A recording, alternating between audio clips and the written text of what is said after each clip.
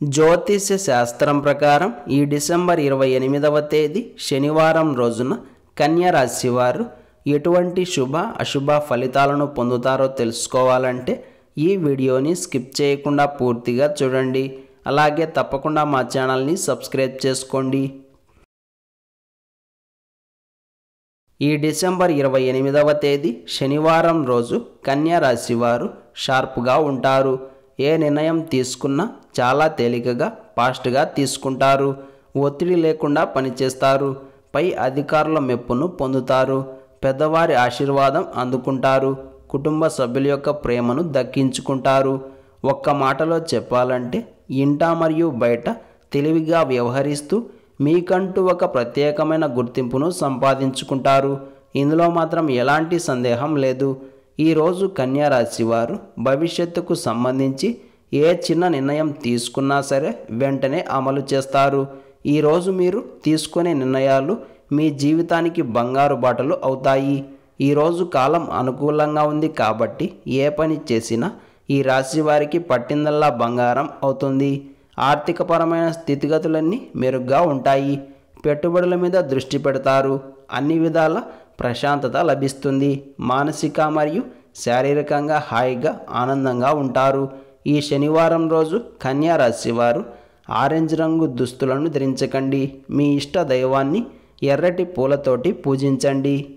ఈ శనివారం రోజున ఉన్నటువంటి దివ్యమైన తిథి త్రయోదశి.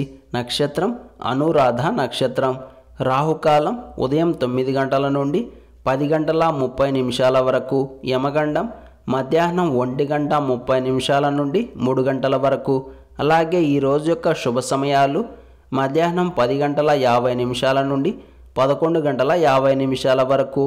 ఈ రోజు యొక్క పంచాంగం ప్రకారం రోజువారీ సాధారణ పనులకు మాత్రమే కాలం అనుకూలంగా ఉంది. ఈ రోజంతా శుభప్రదంగా సాగడానికి, అన్ని పనులు సక్రమంగా పూర్తి కావడానికి మరియు విజయం పొందడానికి ఈరోజు ఉదయం శివాలయానికి వెళ్ళి స్వామివారి దర్శనం చేసుకొని తీర్థ ప్రసాదాలను స్వీకరించిన తరువాత దినచర్యను ప్రారంభం చేస్తే తప్పకుండా శుభం కలుగుతుంది. ఈ శనివారం త్రయోదశితో కలిసి వచ్చింది కాబట్టి దీనిని శని త్రయోదశి అంటారు. అందులోనూ శనికి ప్రీతికరమైన అనురాధ నక్షత్రం కూడా ఈరోజే వచ్చింది. అందుకే ఈరోజు ఎవరైతే శని శాంతులు చేయించుకుంటారో అలాంటి వారికి విశేషమైన లాభాలు ఉంటాయి. శనికి తైలాభిషేకం చేయడం, నువ్వుల నూనెతోటి అభిషేకం చేయడం, నల్ల నువ్వులతోటి అర్చన చేయడం, బెల్లం ముక్క నైవేద్యంగా పెట్టడం లాంటివి ఎంత విస్తారంగా చేస్తే అంత మంచి ఫలితాలు ఉంటాయి.